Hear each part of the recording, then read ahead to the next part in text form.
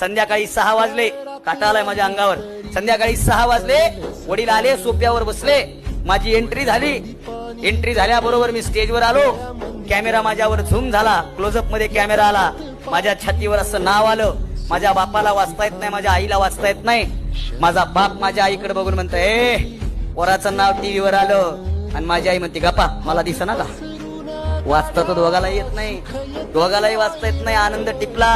वडिलाच्या डोक्यात काय आलं माहित नाही. प्रताप भाऊ, माझे वडील उठले, देवघरात गेले. देवघरातून माझ्या वडिलांनी पंचीपाळ आणला, हळद कुंकू आणलं. माझे वडील टीव्ही जवळ गेले. गळ्यात रुमाल होता, तो रुमाल काढला. माझ्या वडिलांनी टीव्ही असा पुसला. टीव्हीला हळद कुंकू लावलं. वडील आले, टीव्ही समोर कीर्तन ऐकत बसले. संध्याकाळी जेवण करताना डायनिंग टेबलवर मी माझ्या वडिलांना विचारलं, बाबा, अहो आपला टीव्ही नवा नाही, आज दसरा नाही, दिवाळी नाही, लक्ष्मी पूजन नाही, तरी जुन्या टीव्हीला तुम्ही हळद कुंकू का लावला? आणि माझ्या बापानं उत्तर दिलं, जाऊ दे ना, लावलं सोड. म्हणलं मला ऐका, सांगा का लावलं? आणि माझे वडील बोलून गेले, येड्या, ह्या डबड्यात आतापर्यंत दुसरा हिरो बघितला, आज माझा हिरो डबड्यात गेला म्हणून डबड्याला हळद कुंकू लावलं.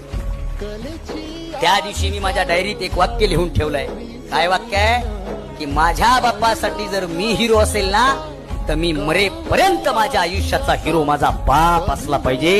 ही गोष्ट लक्षात ठेव.